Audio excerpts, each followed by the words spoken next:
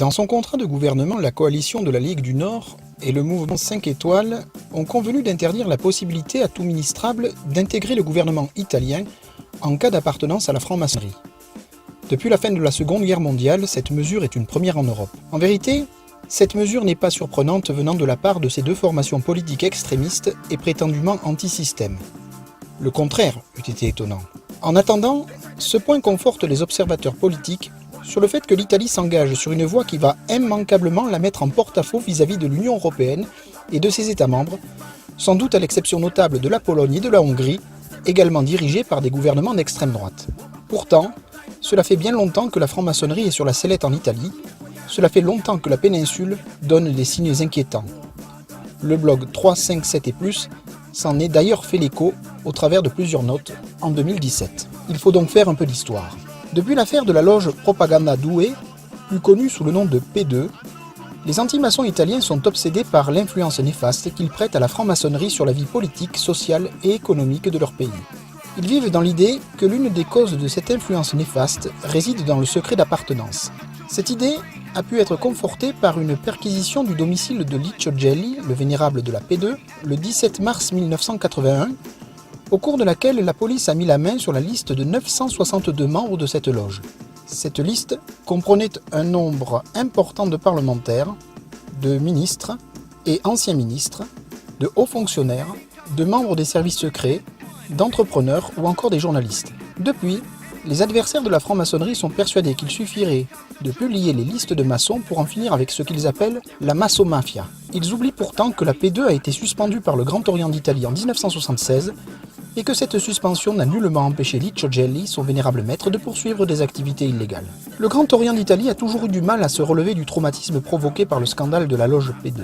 Il a profondément souffert des répercussions médiatiques de ce scandale, au point que des tensions internes n'ont jamais cessé de jalonner la vie de l'obédience. Ces tensions ont fini par atteindre leur paroxysme avec la scission de 1993. Une minorité de frères a alors quitté le Grand Orient d'Italie pour aller fonder la Grande Loge régulière d'Italie, immédiatement reconnue par la Grande Loge unie d'Angleterre. Il faut se souvenir aussi que l'Italie était alors plongée dans une très grave crise institutionnelle. Les années 90 ont été marquées par l'opération Main propre, Manipulite, qui a décimé les grands partis italiens de l'après-guerre, notamment la démocratie chrétienne et le Parti socialiste, et qui a abouti à une recomposition politique majeure dont l'Italie ne s'est toujours pas véritablement remise 25 ans après. L'Italie a un régime parlementaire classique et pratique la proportionnelle intégrale. Elle souffre donc en permanence de l'instabilité du pouvoir exécutif. Matteo Renzi n'est pas parvenu à faire adopter par le peuple italien une réforme constitutionnelle censée mettre un terme à l'instabilité des gouvernements. Il a été contraint de présenter sa démission de la présidence du Conseil. Plus de 30 ans après l'affaire de la P2, la franc-maçonnerie italienne est à nouveau sommée de rendre des comptes. Il lui est reproché d'être infiltré par la 'Ndrangheta, la mafia calabraise, sans que cette infiltration ait été pourtant attestée par des éléments probants.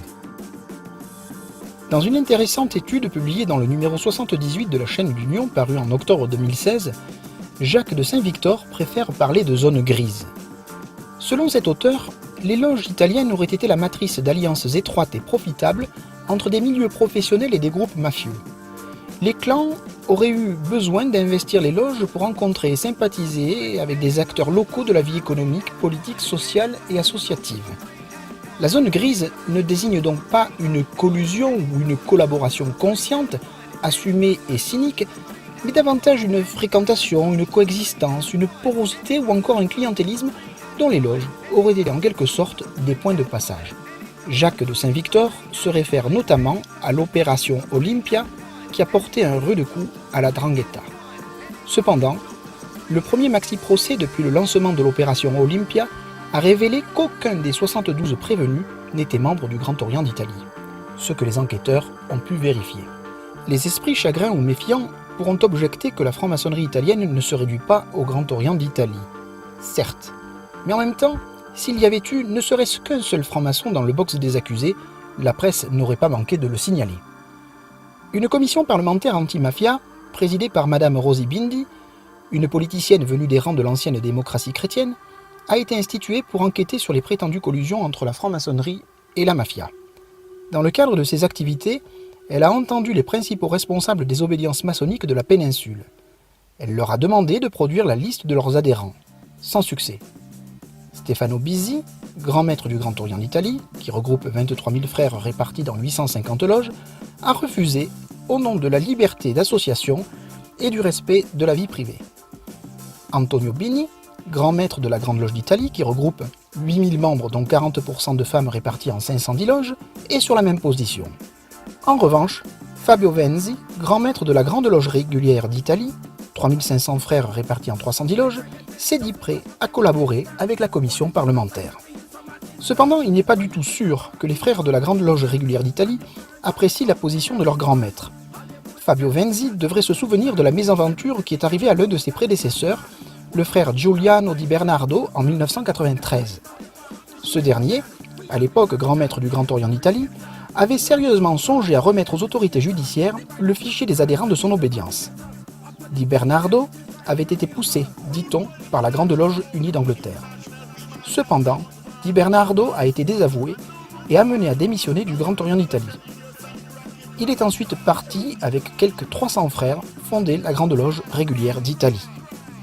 Néanmoins, la position du grand maître de la Grande Loge régulière d'Italie, la seule obédience italienne reconnue par la Grande Loge unie d'Angleterre, risque d'anéantir l'initiative du grand maître du Grand Orient d'Italie, qui vient tout récemment de lancer un message à toutes les obédiences du monde, afin d'attirer leur attention sur la situation de la maçonnerie dans son pays.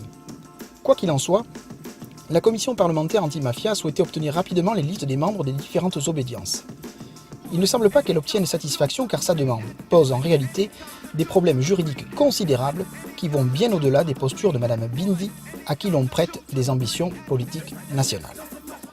La présidente de la commission parlementaire a beau se répandre dans la presse au sujet des prétendus risques de collusion maçonnico-mafieuse, force est de constater qu'il n'y a pas aujourd'hui en Italie de francs-maçons inculpés et déférés à ce titre devant les tribunaux. Le 2 mars 2017, la commission parlementaire anti-mafia a demandé au service central d'investigation sur la criminalité organisée par la Guardia di Finanza d'effectuer une perquisition au siège du Grand Orient d'Italie et des autres obédiences pour y saisir les listes de tous leurs membres en Calabre et en Sicile, et ce, en dehors toute procédure judiciaire. La commission parlementaire a donc décidé d'aller à l'encontre de la jurisprudence de la Cour européenne des droits de l'homme, pourtant très ferme sur la protection de la liberté d'association et du respect de la vie privée. Cette jurisprudence résulte déjà d'une condamnation de l'Italie suite à une plainte du Grand Orient d'Italie devant la juridiction de Strasbourg. Il semble que l'on s'achemine vers un nouveau marathon judiciaire. Puisque la commission parlementaire anti-mafia veut des noms de francs-maçons, en voici. Teodato Albani, Carlo Avoglio, Umberto Bucci, Silvio Campanile, Silvano Canalis, Giuseppe Celani, Renato Fabri, Fiorino Fiorini, Magno Gelsomini, Umberto Grains, Mario Magri, Placido Martini, Attilio Pagliani, John Rampula, Umberto Scattoni, Mario Taparelli, Angelo Vivanti, Giulio Volpi et Carlo Zaccanini.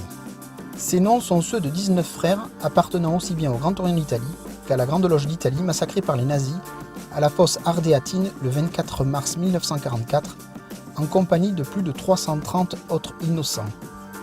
Ces 19 frères font partie des cadavres identifiés avec ceux de 75 juifs, 39 officiers et sous-officiers et 68 communistes. Il conviendrait d'y ajouter le nom du frère Lando Conti, maire de Florence, assassiné froidement en 1986 par les Brigades Rouges, sans oublier celui du profane Filippo Salsone, sergent de la police pénitentiaire de Calabre, assassiné la même année par un tueur de la 'ndrangheta, la mafia locale, et ce quasiment sous les yeux de son fils Antonino Salsone, à l'époque adolescent et actuel président du collège des Vénérables Maîtres de la Lombardie, au Grand Orient d'Italie.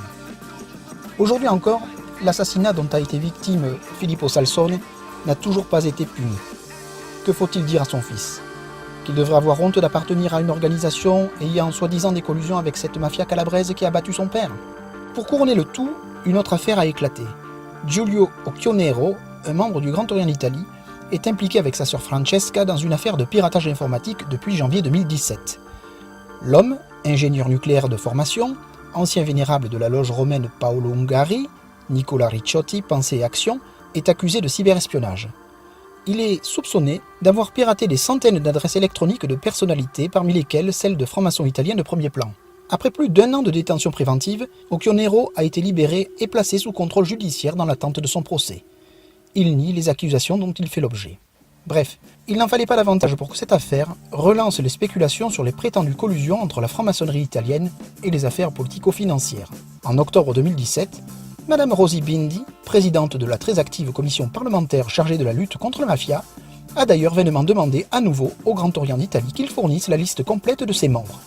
Une fin de non-recevoir lui a été opposée par la plus ancienne obédience maçonnique du pays, toujours au nom de la liberté d'association et de la vie privée.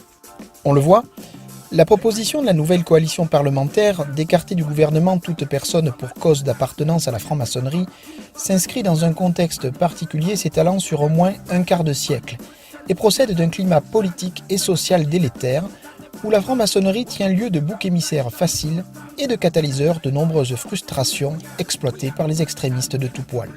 Sonny enseigne à l'apprenti à un élève ici. Eux, ils pensent tout connaître, laisse-les dans le paraître. Ils n'écoutent pas les maîtres, surpris par leur échec, ils sont down.